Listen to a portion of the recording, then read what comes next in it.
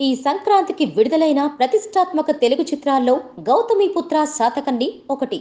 బాలకృష్ణ నటించిన 100వ సినిమాగానే కాక తెలుగువారి ఘన చరిత్ర చాటే చిత్రంగా తెరకెక్కిన ఈ సినిమాకి క్రిష్ దర్శకత్వం వహించారు.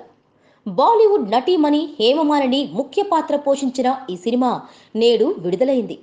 మరి 100వ సినిమాగా బాలయ్యకు ఎటువంటి ఫలితాన్నిచ్చింది, నందమూరి అభిమానులకు ఎటువంటి అనుభూతిని మిగిల్చిందో తెలుసుకోవాలనుంది కదా. వక్రీకరించడానికి ఏమాత్రం ఆస్కారం లేని అద్భుతమైన కథ. తెలుగు జాతిని ఏకం చేసిన మహావీరుడి ఘన చరిత్ర. అతడే గౌతమిపుత్ర శాతకర్ణి. భరతఖండంలోని 33 రాజ్యాలను జయించి తెలుగు వారందరినీ ఏకం చేసిన శాతకర్ణి మహారాజు సాగించిన జైత్రయాత్రే ఈ చిత్రం.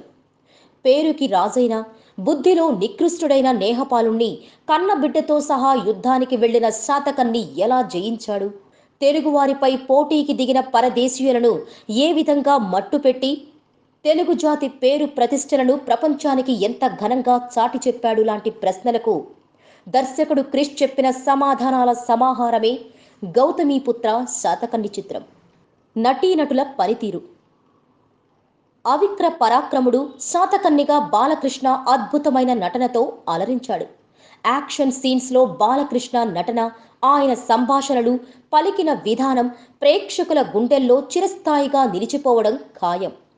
శాతకర్ణి భార్య వశిష్ఠగా శ్రీయ అందాల కనువిందు చేస్తూ అద్భుతమైన నటన కనబరిచింది. రాజమాత పాత్రలో హేమమాలిని లిప్ సింక్ లేకపోయినా హావభావాలతో ఆకట్టుకుంది. ఆ పాత్రకు రాజసం తీసుకొచ్చింది. మిగతా నటీనటులందరూ కూడా తమ పాత్రలకు న్యాయం చేసినప్పటికీ మెయిన్ లీడ్ యాక్టర్స్ వాళ్ళని డామినేట్ చేసేయడంతో మిగతా వారి గురించి చెప్పుకోవడానికి పెద్దగా ఏమీ లేకుండా పోయింది. సాంకేతిక వర్గం పనితీరు. చిరంతన్ భట్ సంగీతం ఈ సినిమాకి ఆయువు పట్టు. ఇక నేపథ్య సంగీతంతో ప్రేక్షకుల రోమాలు నిక్కపొడుచుకునేలా చేశాడు. ముఖ్యంగా యుద్ధ సన్నివేశాలకు Chirantan Bhatt background score plus అయింది. జ్ఞానశేఖర్ సినిమాటోగ్రఫీ మెయిన్ ఎసెట్గా నిలిచింది. టైట్ ఫ్రేమ్స్, బాలకృష్ణకు పెట్టిన టైట్ క్లోజులు అభిమానులకే కాదు, సగటు సినిమా ప్రేక్షకులను కూడా విశేషంగా అలరిస్తాయి. లైటింగ్ విషయంలో జ్ఞానశేఖర్ తీసుకున్న జాగ్రత్తలకి సలాం చెప్పాల్సిందే. సాయి మాధవ్ బుర్రా సంభాషణలు ఇప్పటి వరకు బాలకృష్ణ సినిమాల్లో ది బెస్ట్గా పేర్కొనవచ్చు. ఆ తల వంచకు, అది నేను గెలిచిన తల. అదుపులో పెట్టడానికి అసూపోసే స్త్రీ పశువు కాదు. యవ్వనుడైనా వాడి జనకుడైనా అడుగు పెట్టిన చోటే 6 అడుగులు దానమిస్తా, ఆయువు తీస్తా. తండ్రిని మించిన తనయుడు ఉంటాడు, తల్లిని మించిన తనయుడు ఉంటాడా? తెలుగువాడు అధముడు కాదు, ప్రథముడు.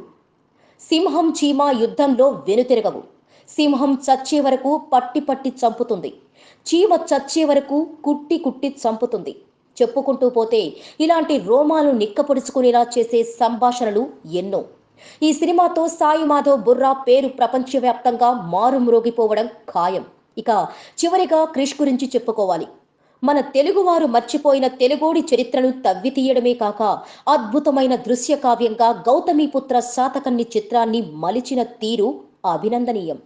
అన్నిటికంటే ముఖ్యంగా కేవలం 76 రోజుల్లో ఇంతటి భారీ ప్రాజెక్టును పూర్తి చేయడంతో పాటు ఆశ్చర్యం కలిగించే అవుట్పుట్ని సాధించి ది పర్ఫెక్ట్ ఫిల్మ్ మేకర్ అనిపించుకున్నాడు. దర్శకుడిగా క్రిష్ను 100 మెట్లు ఎక్కించే సినిమా ఇది. నేహపాలుడి దగ్గరికి శాతకర్ణి కన్నబిడ్డతో సహా యుద్ధానికి వెళ్లడం, ఎదురుగా శత్రువులు నిలబడి ఉన్నా బిడ్డ చెబుతున్న పిట్ట కథని వింటూ, కథలు మనం చెప్పుకోకూడదు నాన్న, మన కథను ప్రజలు చెప్పుకోవాలి అని కొడుక్కి చెబుతూ శత్రువులకు శరణు కోరుకొమ్మని బెదిరించే సన్నివేశం గురించి ఎంత చెప్పుకున్నా తక్కువే. ఈ సన్నివేశంలో హీరోయిజాన్ని క్రిష్ ఎలివేట్ చేసిన తీరుకి ఎవరైనా నివ్వెరపోవాల్సిందే. విశ్లేషణ. ఎప్పుడూ పరాయి భాషలో తెరకెక్కిన చిత్రాలు చూసి ఇలాంటి సినిమాలు తెలుగులో ఎందుకు రావు అని బాధపడే ప్రతి తెలుగువాడికి దొరికిన సమాధానం గౌతమిపుత్ర శాతకర్ణి. తెలుగు సినిమా ఖ్యాతిని దశ దిశలా వ్యాపింపచేయడమే కాక తెలుగువారి పౌరుషాన్ని, పరాక్రమాన్ని ప్రపంచానికి ఎలుగెత్తి చాటి చెప్పిన ఈ చిత్రాన్ని ప్రతి తెలుగువాడు